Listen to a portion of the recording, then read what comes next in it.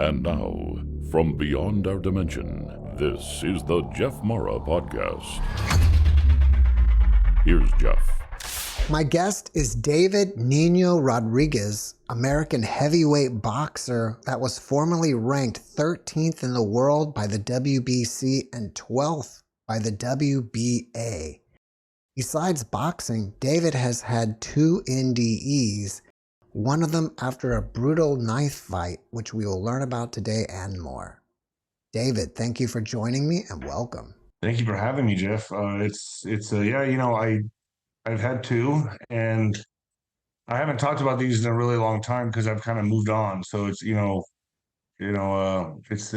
always kind of traumatic to think about because they were both. It was in a time in my life when I was really going through a lot of pressure, a lot of confrontation. I was at the peak of my career, and it was 2011. So 2011 was probably the most turbulent year of my life. That was a year that I had 2 NDEs, and I came back and won 2 championship belts in the same year. So it started off rocky and ended with a nuclear bomb going off in my life. I mean, they didn't take my life, but they did take my career, and I wasn't able to successfully come back and rebound. So I was 36-0 with 34 knockouts. At this time of my life, I was in my prime of my career. I was top heavyweight contender of feared, really at my peak. But I started breaking. I started to the pressure was getting to me, and I was in my 30s, and I was getting really tired of training. I was getting really I was in a fight with my management team. Things were going wrong. There was a lot of conflict surrounding my camp that I was training, and I just wasn't loving the sport anymore. That fire kind of was just dissipating. It was kind of going away. I was really lost. I was really in a lost space. I was not in the right headspace, and I was just going through a time of my life that I wasn't loving boxing anymore. I didn't have that fire to train anymore. I was partying more. I was, experimenting with drugs a lot more. I was, a regular night for me would be Molly, cocaine, and some Vicodin and some Adderall. I mean, I was mixing everything, and I was drinking a lot. And I was going to the Playboy Mansion. I was going to parties. I was enjoying. I was like a celebrity before I became heavyweight champion of the world. I was already living this life. I was like, really, I shouldn't have been. I got carried away, and the women came easy, the drugs came easy, the alcohol came easy, and I just lost myself. So do you want me to start from there? I just wanted to give everyone kind of like a little bit of a background story of like how this is all transpiring. I think that was great. And so your first one, I think, was a result of an overdose, right? Right. I remember I fought Matt Hicks in the El Paso Coliseum, or no, El Paso Event Center, Don Haskins Event Center, and I won, knocked him out pretty early. I think it was a first round knockout, first or second. And went with my Dallas buddies. They bought me a ticket to go to Dallas and party in Dallas. So we had this VIP area in a club, and I was excited and I was happy, but I still was dealing with so many demons that it was just weighing on my soul. I remember that time in my life, it was just a really hard time. It was, even though I was undefeated and I felt like I had the whole world in front of me, I knew my time was running out. I knew I wasn't loving the sport anymore, and I was almost cringing every time I knocked a guy out because I was like, oh no, like now I got to go to the next fight. Now I got to go to the next fight. And I wasn't enjoying it anymore. It was to the point where I had a distaste for training, and the recovery was just as hard. So in other words, I was training really hard, but it wasn't like my 20s anymore. I was having to take ibuprofen. I was having to do ice baths, and I was having to, the recovery was just as painful as the training. And I was losing the love for the sport. So, after the fight, I get ready to go. I just wanted everyone to know what was going on with me mentally during this time because it'll make sense. So I win the fight. I'm happy as hell. I did it with a different team. I broke up with my first team, that took me to the big dance. We had a falling out, and I got a new team, and I felt like, okay, I could do this without the team I was with, and I can move forward. I can forge forward and win fights. That night, I went to the dressing room and I started hammering down beers. Right in my dressing room, I was putting down the beers, probably to put down about 7 or 8 beers in the dressing room. Went out that night, partied, had a great time. I had to catch a flight the next day to Dallas. I'm on the plane to Dallas and I'm already drinking on the plane. I mean, I didn't stop. I mean, I would go 3 months in training camp, no drinking, and then all of a sudden, after training camp, I become a complete alcoholic. I mean, it was just like it was debauchery and like juggling just fire, And so I'm on my way to Dallas, and I'm already hammered when I got off the plane. I mean, I was a mess, and my friends picked me up at the airport, and they go, "Oh, don't worry about that." They go, "Here's an Adderall." So they give me an Adderall. I pop an Adderall. I do a couple lines of Coke, and I take about 4 or 5 Vicodin because I thought, I was in pain and my hands hurt, and I thought it was Superman. To be honest with you, I didn't really have any. I mean, nothing stopped me at that point. So what's going to stop me? I just kept going. We go out that night, and we're out, and I'm drinking, and I'm drinking. I took some more painkillers, and now I'm just taking whatever people give me. Really reckless. And next thing I know, someone hands me a flask. Well, this flask had in it GHB, which is a very powerful, like date rape drug. You drink too much of it, you will die. It will kill you. Oh, I drank the whole flask. And that was at that point, I just remember my last look at the guy that gave me the flask, and I saw his face with like a surprised look on it, like, oh my gosh, like this guy just did what I can't believe what this guy did. Looking at me like that. And I was like, what's wrong with this guy? And I walk off, and then that's it. That's all I remember. And what happened from there is all third person account. Like I don't remember 9 hours of my life. I was unconscious, right? I don't remember anything. I just remember what this girl that was an off-duty nurse saved my life. She saw me turning blue. My neck was turning blue. I was drooling. I was passed out. I was unconscious. And she was trying to get the bouncers. She was trying to get my friends. And the funny thing about this is nobody cared. This is when I realized I really didn't have any friends that I thought were my friends. They didn't want to stop partying. So in other words, they were stepping over me. She even brought somebody who was a quote unquote doctor. Now, this is all from what I've heard. Came and looked at me and said, just let him sleep it off. Sleep it off. She's like, he's turning blue though, and he's drooling. He's dying. He goes, he'll wake up and he won't even remember what happened. Next thing you know, the bouncers get me and pick me up and take me out of the club, and they're dropping me. I'm a big guy. I'm about 6'5", 260. I'm about 250 at the time, and they're dropping me on my head and on my stomach, and they're picking me up again. They drop me again, and they take me out to the alley, and they drop me into the alley because they didn't want the liability. They didn't want anything to happen in the club. So this is everything that she's telling me. After that, she runs against my friend. She goes, I'm going to put it on you guys if he dies. She goes, I'm putting it. She was the only one. That's a complete stranger. Complete stranger. It's amazing. So from what was told to me, then one of my friends, I believe Roger, gets in his truck, pulls it around the side. They all pick me up and throw me into it. And they thought I died in the truck. They said they were hauling down the freeway. They're going 110 miles an hour, 90 to 110 miles an hour, going in and out of cars, just trying to get me to the hospital on time. And they said they couldn't even feel a pulse. So they get me to the hospital, and before they could get me into the hospital, the paramedics came running out and put me on the gurney and started doing CPR and pushed me into the hospital. And at that point, my friends really did think they lost me. Like they were like, he's gone. That's what was told to me up until that point. Next thing I know, I'm waking up and there's this enormous bright light, and I can see all the doctors just standing over me, and they're saying, we got him, we got him, we got him. And they're like talking to me, and I'm so discombobulated. I'm so disoriented. I don't know. I'm confused. I don't know what's going on. I'm asking them what happened. They're saying, and all I can say, I remember asking them, I go, oh no. I go, did I get knocked out? Did I lose the fight? And they're like, what are you talking about? And I go, did I lose my fight? And like, did I get knocked out? They're like, no. You've you have GHB in your system and something else. And they started rambling off a list of stuff. And I'm trying to make sense of everything. And they're like, you overdosed. You were in cardiac arrest. And I said to them, I go, what?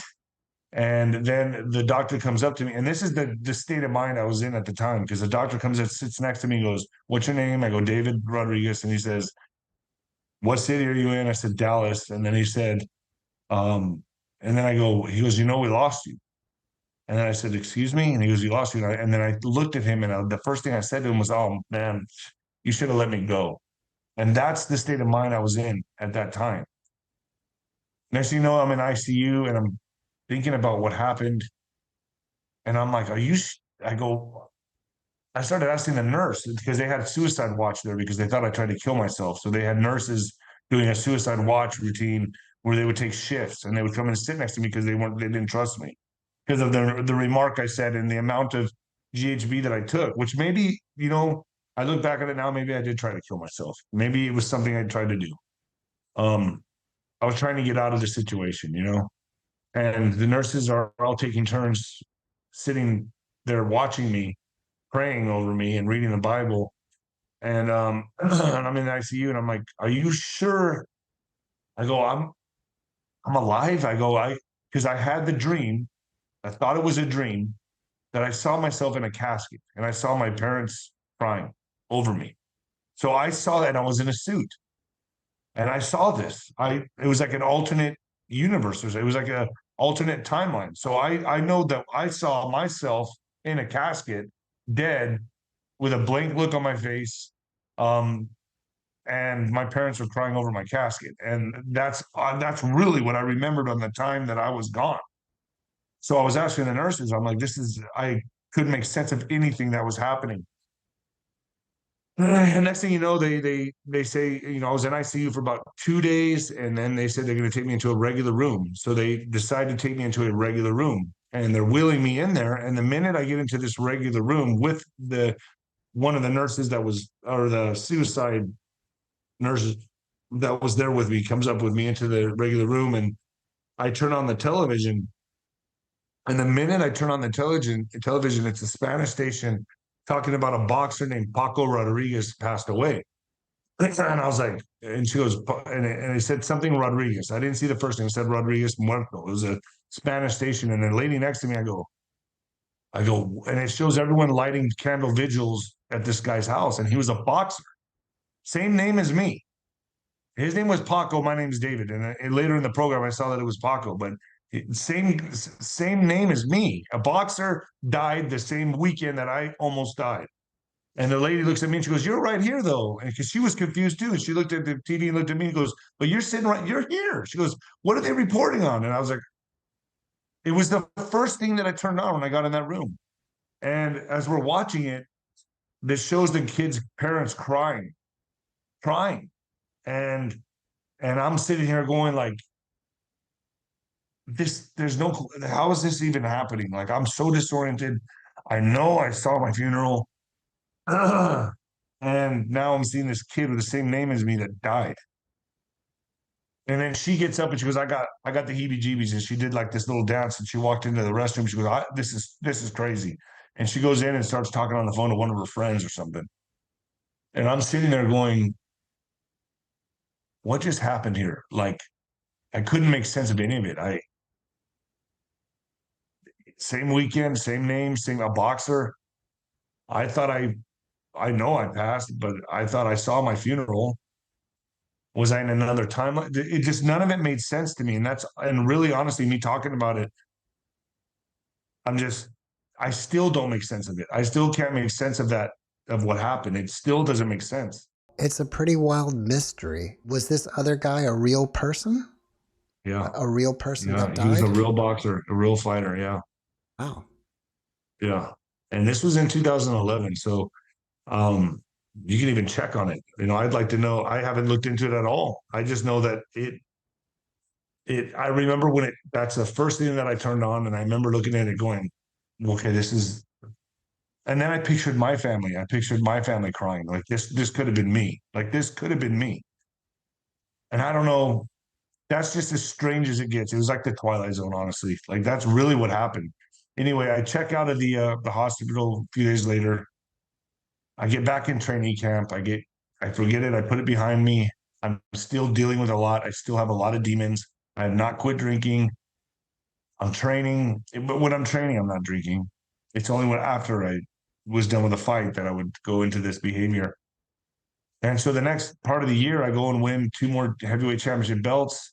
I'm on top of the world, and now that's really closing in on me. Now I'm like feeling the pressure. Now I'm like, oh boy, now we're negotiating with bigger fights, and I don't understand why I'm feeling all this pressure, but I didn't have the team that I got there with me anymore. I felt alone. I felt like I was doing it by myself now, and that wasn't a natural feeling for me. I always felt like I had a team, and this time I felt like I was very alone, because the people that groomed me to be champion and trained me every day and managed me were not with me anymore. We had a bad falling out, and so I went and I knocked out Owen Beck, and that was like a Don King guy, and I knocked him out in spectacular fashion. Won another belt. Went off and fought Byron Pauly because I was trying to get into negotiations to fight Vladimir Klitschko. And I took a tune-up fight, and I fought Byron Pauly in Las Cruces. I knocked him out, and decided let's go out. And I went to Phoenix, Arizona, Scottsdale, and started up all over again. Started drinking, started taking Molly, cocaine, just trying to escape my demons. I knew I was going into a new year, 2012, and I was going to be my year. And I'm going to do it this time, and I'm going to try to fight my demons. Anyway, there was some kind of altercation in one of the bars, and I'm I can't remember the altercation because I was so drunk, but I remember parts of it. I remember that these guys got thrown out because I was the champ and I was in the bar, and they were causing a lot of riffraff. And I told the bouncers to kick them out, so they did. Well, they waited for me, and at like around 1:30 when I walked out of the bar, maybe it was closer to 2, I decided, I left my friends and I said, I'm gonna go, I was really stumbling, like out of my mind drunk. I mean, I used to drink to the point where I was blacking out, just whatever I could do to escape whatever turmoil I was in. And I'm walking to go get a piece of pizza, a late night piece of pizza, and I hear footsteps behind me. And as I'm walking, this footsteps got louder, like it's like a movie. And I just knew, like, I felt this evil, dark presence. I can't explain it better than that. And these 4 guys came around me, and it was the guys that I saw in the club, and they said, "Hey, man, we just want to call a truce." And then I was like, "All right, well."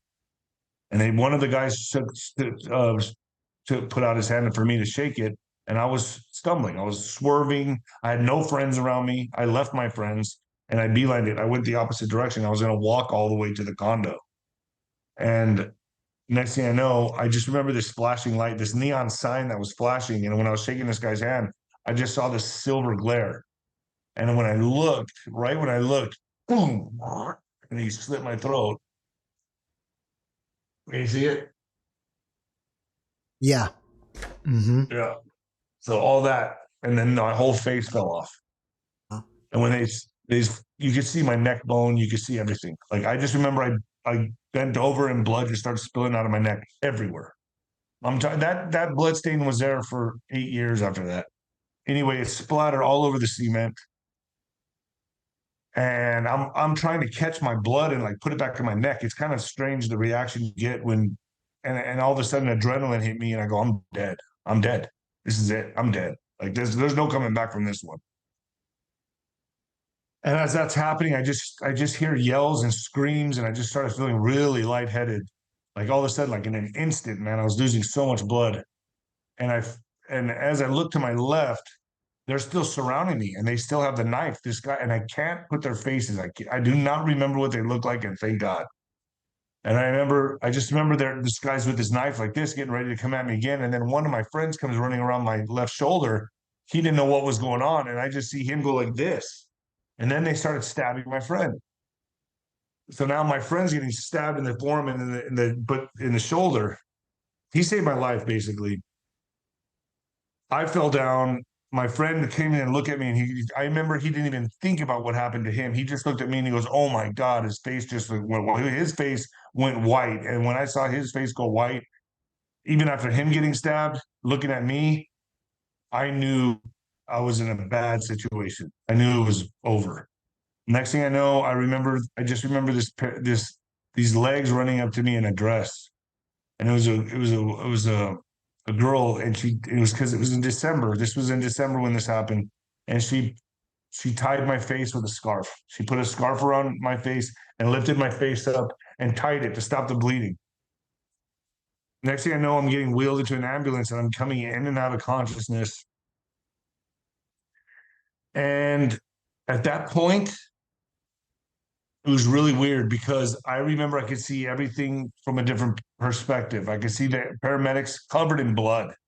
Like they were covered in blood and they were dropping like syringes. They were dropping things and they were frantic. They looked like they were like, oh, like falling, dropping stuff. And they were their paramedic suits were all blood. It was blood everywhere. They even had it on their face because I was pouring out so much. And I remember I was trying to tell them, calm down, I'm clean. Like I don't have diseases, I'm clean. I was trying to tell them, but they couldn't hear me. But I was also thought it very strange because I was looking at myself from a different perspective.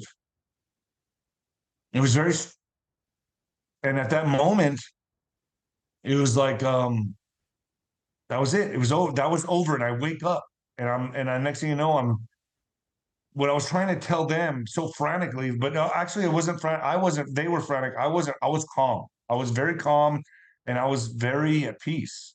Very at peace. Like it was the strangest feeling. I felt like someone put a warm blanket over me, like a mom, and like hugged me, and I felt totally at peace. That's the truth. I felt so calm, like so at peace with whatever the situation was going to bring. Like I was okay with whatever was going to happen. Then I wake up and I'm in the hospital and I wake up and I remember the doctor looking at me going, okay, we, we've, we had, what did he say? He said something like, you were out for quite a while. We decided to do surgery and you took 369 stitches.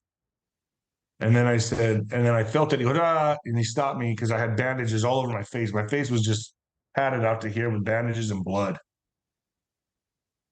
And you know that movie, the Batman, when the Joker looks at his face and he cracks the mirror because he didn't like what he saw. Like the doctor came in with like I guess a therapist, and they wanted me to get ready for what I was going to look at, and it scared the living shit out of me. I'm just going to say that right now. It scared me because I didn't know what I was going to look at, and then I saw it, and and it was so meticulous the way this doctor um, did the surgery that he was a cosmetic surgeon that just happened to be on call that night, and he did an amazing job. I mean, I have him to thank. I forget his name. He was an Indian doctor, but he did an amazing job. He took the that call as a challenge and fixed my face. I mean, this would look so much worse. This happened over what about 11 years ago, and 12 years ago, and he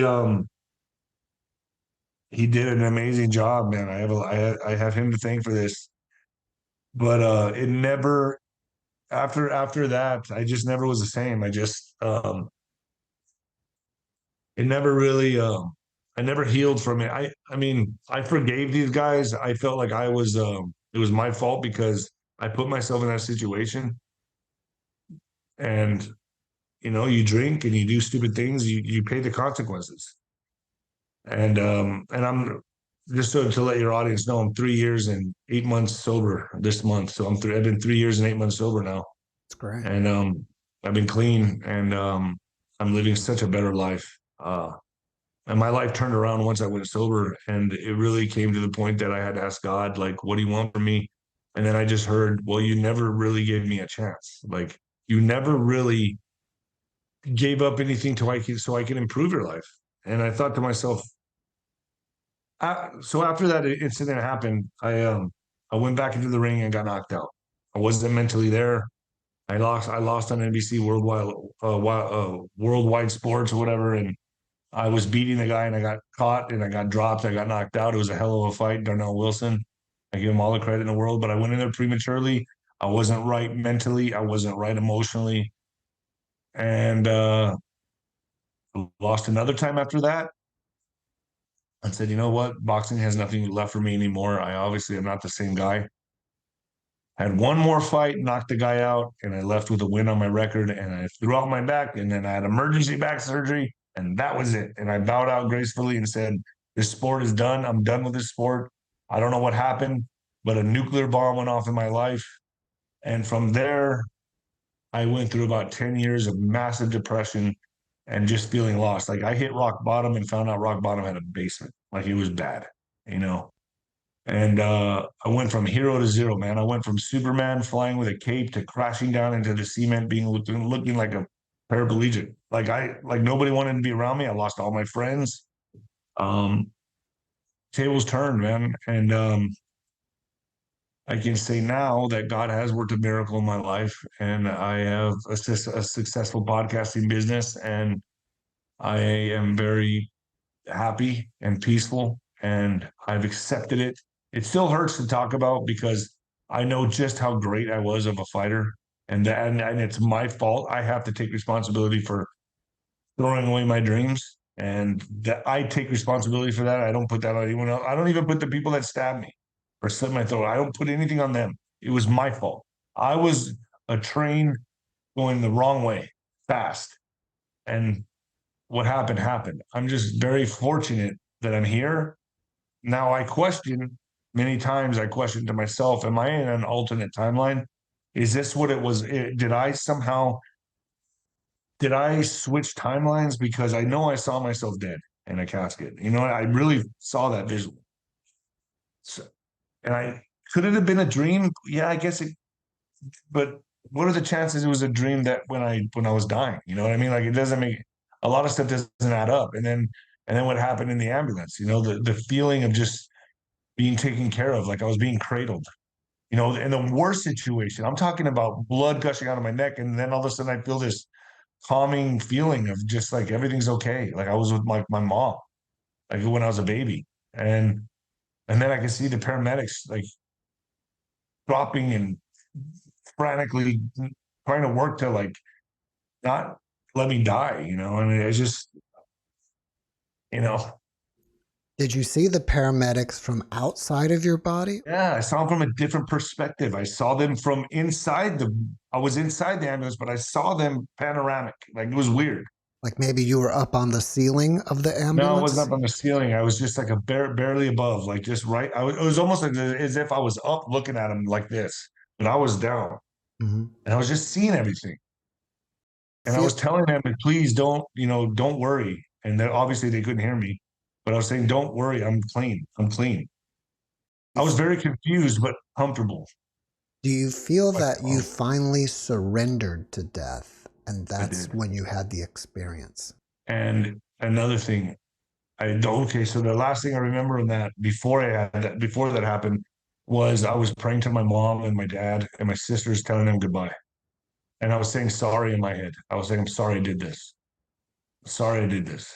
I felt, you know, I didn't think about my championship belts. I didn't think about like anything, man. I just thought about like my family. And I was so embarrassed that's how it was gonna end, man. Like that's it. That's how it goes. Like that. Like really. Like man, that was just it just like it just was a shame. It was a shameful feeling, and then it went to peace once I was like it's over. You know, once I said goodbye to everybody in my head, it was like I just felt this warm, very comforting feeling, man. It was very blissful. I had a near death experience guest once. He's actually a doctor that was doing ketamine in the club and died.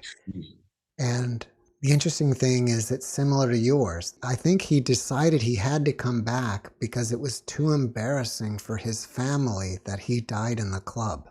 Yeah, it is embarrassing. I mean, and you know what? Like with all the fentanyl coming over through the border right now, I've been told, I have a friend that owns a recovery clinic and he gave me the numbers that it's in the hundreds and thousands a year now that kids are dying, that are dropping dead in bars, all because the border is wide open. And I mean, I'm on the border and I'm telling you, it's coming here like gangbusters. I mean, it's just pouring here, and people are dying. I mean, it's like a battlefield in the club. People are dropping in clubs and bars. I mean, they think they're getting an Adderall. They think they're getting a Percocet. They think they're getting whatever, and then they take it and they're gone.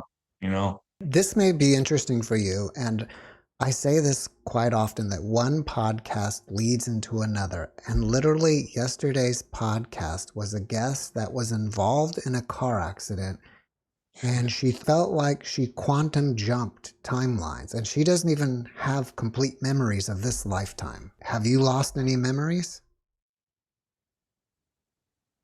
I thought it was from the punches to the head from boxing. If you want to know the truth, Mm-hmm. I lose memories. I mean, that's not a fair question to ask me because I've been fighting my whole life, and my memory is not the way it used to be. So, I've lost a lot of memories. But I don't know what that's attributed to. It could be boxing, could be fighting, but then again, like I said, I know definitively, I know what I felt, and I know I felt like I jumped, like what she said. I felt like there was a timeline switch or something. At least it's a theory, and I think about it quite often. I'm like, are my parents in that timeline missing me?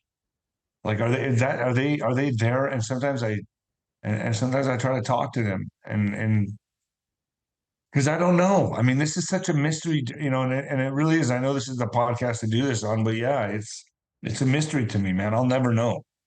And I did I jump timelines? That's a huge question mark for me. I would consider yourself like a top level athlete, right? I don't know if that's the right terminology, but I think that some athletes at your level, for some reason, end up hating what they're doing. For example, I think the great tennis player Andre Agassi at some point just ended up hating playing tennis. Can you talk about why people at your level end up, despising or hating what they're doing and why? You start doing it for other people. You're not doing it for yourself anymore, and it becomes slavery. Next thing you know, you're making other people money. You're doing what they want to do. You're on their agenda. You're on their schedule, and then it's no longer fun anymore. You're not just building a record and coming up. You're not this bright-eyed, bushy-tailed kid that's just has all these dreams and aspirations. All of a sudden, it becomes work. And then next thing you know, you're like doing this for other people, and it just takes the zest out of it. And that's what it did for me. I can't speak for everybody else, but for me, it felt like I had masters, and I was fighting for them, and it's just they didn't want to hear anything I had to say. It was almost just like the fighting robots, and they would just point me in a direction, and I would go that way, And I didn't feel like a human. It was just, and I think honestly, my soul was looking for a way out. It was really looking for a way out because my higher self, God, whatever, I was done. I was done. And my soul said, "You've had enough. I'm taking you out of this whether you like it or not." Like really, that's where I felt I got. That's the point that I got to. You basically had a massive dark night of the soul for about 10 years. How did you dig yourself out of it? I had to completely switch gears. I was at a bar. Now this was 3.5 years ago. I came out of it 3 years and gonna be 8 months, okay, when I quit drinking. So I was at a bar and I was looking around and I was drinking and I was feeling like my life's not improving. I'm not changing. I don't know what's wrong. I was really thinking of suicide again. And that's when I heard from God, like, "You've never given me a chance." And I was like, that's true. And I started looking around at my friends, and I'll never forget this. I was looking at my friends and I was looking at them, and they're like older in the bar, like 40s and late 30s. And one guy was 50. And I was like, man, I don't want to be these guys. I don't want to be these guys. And then I looked at the bar, and there's a mirror behind the bar, and I saw myself, and I was like, oh man. I was like, I am these guys. I'm that guy. I'm now the washed up boxer in the bar. It's not a good look. And I was like, this is embarrassing. And I remember I just said, if I don't leave right now and walk out of this bar, then forever I'll be like these guys and I'll be in this bar forever. And I go, I'm not going to just drink tonight and wake up tomorrow and decide to change my life. I got to make a statement. I got to walk out right now.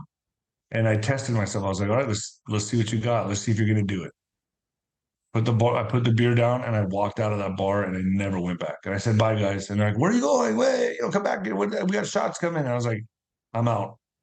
And I walked out of that bar and never went back. And let me tell you, I got tested.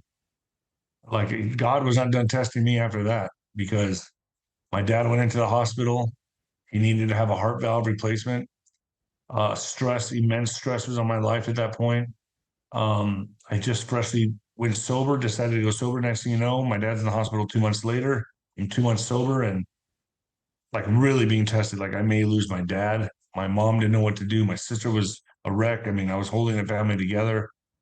And I got through it and I thought, well, and then the corona hit and then forget it. I couldn't even go see my dad. And I didn't even know if they were going to perform surgery. They were actually contemplating not to. So I thought, and then he would have died. So there was stress on me like you wouldn't believe. And I could have really went back to the bar. I could have used a drink. I'm telling you right now. And I didn't. I stayed with it and not knowing at all what was in store for me. There was no guarantees. But the one thing that rang in my mind was that take the leap of faith and the net will appear. And I kept thinking that. I kept repeating that to myself. Plus, I was also praying the rosary every night. I just meditated in prayer and I was praying to the rosary every night, calming myself down. And then I got through that. And then the next thing you know, a year goes by, a year and a half goes by. And then next thing you know, here I am, 3 years, 8 months sober, and my life is completely changed. And I'm at peace. I really, for the first time, I don't need, oh, and that's another thing. I don't take sleeping pills to sleep anymore. I used to, even when I was freshly so I've been off those for about a year now, year and a half, maybe longer, maybe 2 years. Yeah, about a year and some over 8 months. I know that year and over 8 months. But I was doing it all, man. Like I was not good. I was not right up here. Like I had to drink, I had to take sleeping pills. I was not right with myself. And I can say since I quit drinking, quit sleeping pills, I'm sleeping at night and my life has changed, man. My life has really changed, and I owe it all to God. Let's just put it that way. I really do. I don't know if your audience believe in God or what, but I am absolutely a firm believer, and I do owe my life to Jesus Christ, and I do feel like I was spared, spared. I got a hall pass, and I'm not going to let this hall pass go. I'm not. I don't feel I got any more chances. After these experiences, did you notice that you had any gifts that you didn't have prior that could be considered psychic, or did you start seeing UFOs or anything like that? Okay, so then that leads right into the UFO story. So this is what's crazy right here. Interesting. I can't say I really have gifts, but I will say that I saw like constellations. So I'm driving to Ruidoso from El Paso, and you're familiar with Ruidoso. So I'm Right. on my way to Ruidoso, and I'm going through Alamogordo, and all of a sudden I stop at a restaurant. I think it was a Carino's. It was an Italian place. I think it was Carino's. And I'm walking out, and I'm with this girl Megan, and I tell Megan, I go, "Whoa, look at that in the sky!" And she goes, what? She goes, oh, wow. And I go, yeah, look at that. All these UFOs, like I'm talking about 20 of them are in front of us. And they're all making these designs. They're reappearing in different, like almost like constellations, but they were like orbs. And right when she whips out her phone, they stop and they turn off. They all just went black. And I was like, okay, I'm not crazy. You saw that, right? She goes, yeah, absolutely. And she goes, oh my God. I was like, what the hell, man? So we get in my truck and we're driving, and as you know, that turn that goes into the mountains, up the mountains into Ruidoso, we make that turn, and it's about 25 minutes later, we're going up this black stretch of highway, and we're still talking about it. Like that was amazing, blah blah blah. Next thing you know, right in front of my truck, boom, boom, boom, they appear again, and I'm sitting there, and we're both looking at each other. I'm like, I was like, get your phone, and she pulls out her phone, and boom, they turn off again, Hmm. like they knew. It was insane. And so then, that was it. They never came back, nothing, but we were excited. I mean, it was the most amazing thing I've ever seen. I know they were, I can't explain what they were. I don't know. unidentified aerial phenomena. I don't know. I mean, there's a lot of stuff that goes through my mind. But then right after that, a week later is when my viral video hit about child trafficking. And I made it huge on the internet and I got millions of views. And I kicked the door open on the whole thing with, which I'm not going to tell. I know this is a YouTube, so I'm not going to say it on your show. But this is what launched me into podcasting, was right after I saw those UFOs. I don't know if there's a correlation. I don't know. I think it's awesome to talk about. But all I know is that did happen. And then my viral video hit. And then now my career in podcasting was born. And this is what I do. And then that was all after that incident. That's amazing. True story, man. True story. Well, what did they look like? Orbs of light, or could you make out ships? Not ships. They look like lights.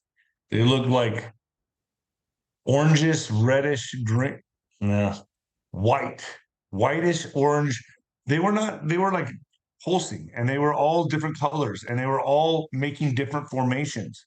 They disappeared, then some new ones would appear. Those would disappear, then a whole nother design would appear.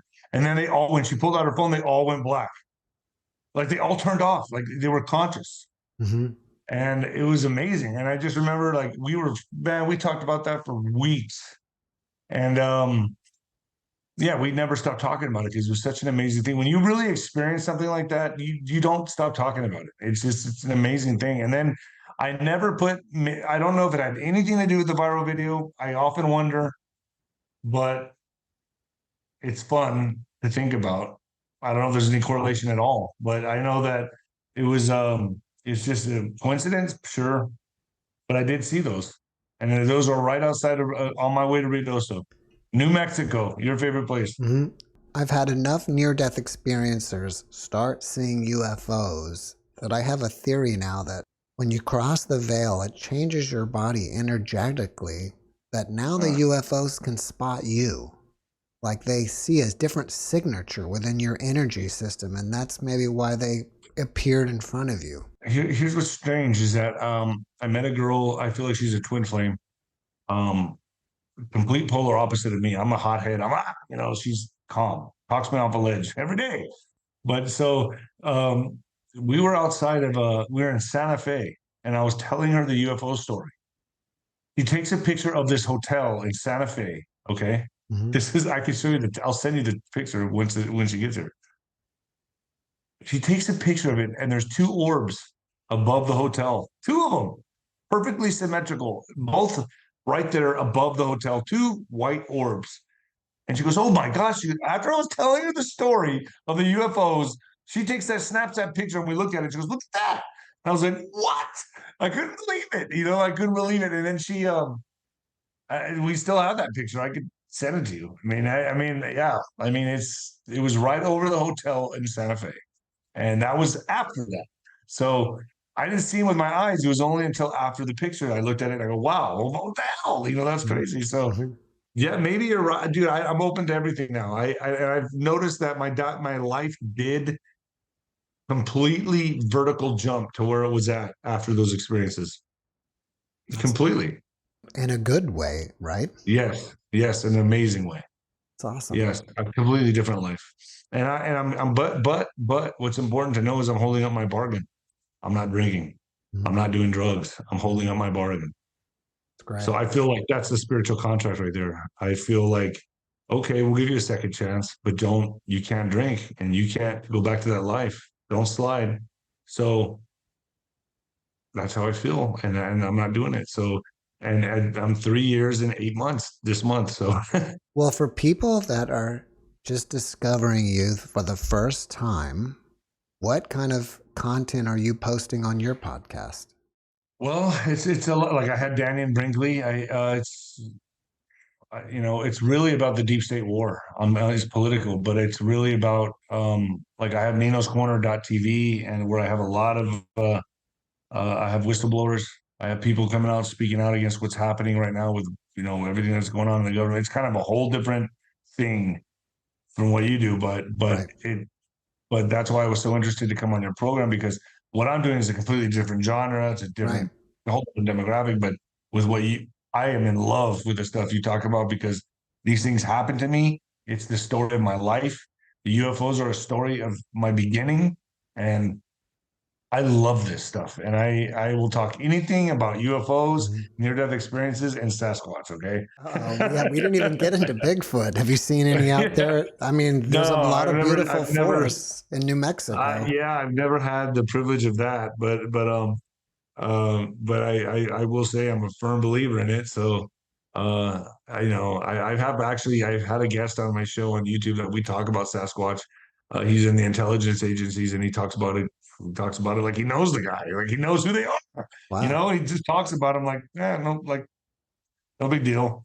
So yeah, I'm a firm believer in that, and I I um I love these type of shows like your show. So Mhm. I thank you for like having me on. It's amazing. Well, thank you for being my guest. If people want to find your show, where do they find it? Do you have a website or? Nino's Corner.tv and Nino's Corner on YouTube.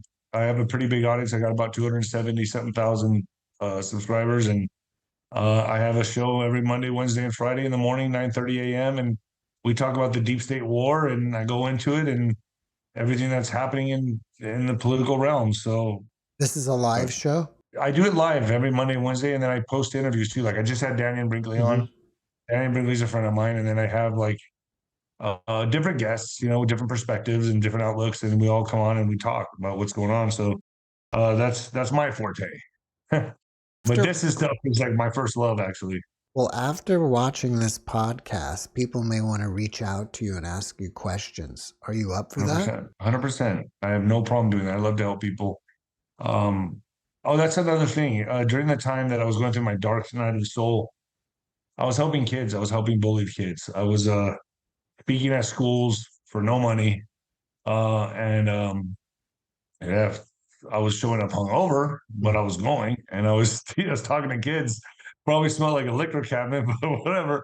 I was trying to do the best thing I could at that time, and I believe that also saved my life because I was very depressed. I was very suicidal. I wanted to die, and the only thing that got me out of bed was knowing that I had to go talk to a bunch of kids at a school and hopefully change their lives. So I did that, and I talked to kids in alternative classes. I talked to kids at detention centers. I talked to at-risk kids, and massive auditoriums of high schools. So I mean, it was especially, and I did it all in my hometown where the kids knew me, and I had a fan following, and I was like the hometown hero, and really drove home a big positive message. And I do want to give a shout out to Veronica with Lucid Love and Sal Montalongo, who got me started in this anti-bullying, Hmm. and he passed away. So I just want to say he deserves my love and respect because he was the guy that got me started in the anti-bullying, and he just passed away. So, um, yeah. Your book is called When the Lights Go Out. Can you tell us a little bit about it? I have it right here. It's When the Lights Go Out. It's on Amazon. When I was going through the dark night of the soul, I wrote this book as therapy, for a cathartic process. I wrote this book. It's got 5-star reviews down the board. It's got over 500 something reviews. I wrote this book on my iPhone with my thumb, and Wow. yeah, I wrote it in a month. I wrote it in a month. I locked myself in a house in Mexico on the beach in Laredo, Mexico, and I just pop, pop, pop. I just wrote the whole damn book. I mean, everything just came out of me, and got an editor, a really cool editor, and he helped me with the grammatical errors. He didn't change the essence of the book or anything, and now it's been out for a few years now, and it's doing really well. So if people want to check it out, it's When the Lights Go Out on Amazon. I'll show it one more time. Boom, there it is. All right. From survivor to champion. Well, David, before we finish up, can you leave us with one last positive message? It's never too late to change and make a difference in your life. It's never too late. Take it from me. If I can do it, anybody can do it. If you got vices and you want to quit, you got a drug habit or whatever, a bad relationship or whatever. That's what's so amazing about life is that you could every day is a new day to start over. And you can do it. So if I can do this, I promise you anybody can do this. Anybody, man. And I say that with love to your audience. Please, if you feel like you're drowning, get your nose above water and just stop. You can do it. Anybody can do it. If I can do this, you can do it. And that's the final message I'll say. And that I mean that with my whole heart and with love. Love yourself, forgive yourself. Oh, forgive yourself. I had to forgive myself. I had to forgive myself. Once you, and it doesn't matter how bad your sins are. If you can love yourself and forgive yourself, God can too. And that's it. Forgive yourself and move on. Because a lot of people are using drugs and alcohol because they got something in their past or there's something they're holding on to. They just can't forgive themselves. They can't let go. Let it go. Let go, let God. Let it go. Put it down. You don't need it anymore. Try to get through it with God. God will get you through anything, man. So that's all I got to say. David, thank you for that message, and thank you for being my guest.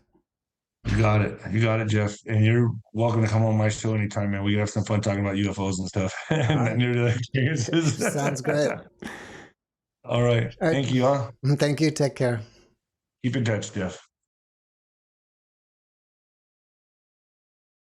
Thanks for watching the JeffMara podcast. I really appreciate you. Another way to show support is through YouTube memberships. And if you do, there are loyalty badges and other perks depending on your level of membership. All you need to do is click the join button underneath the video to find out more. Thank you for your support.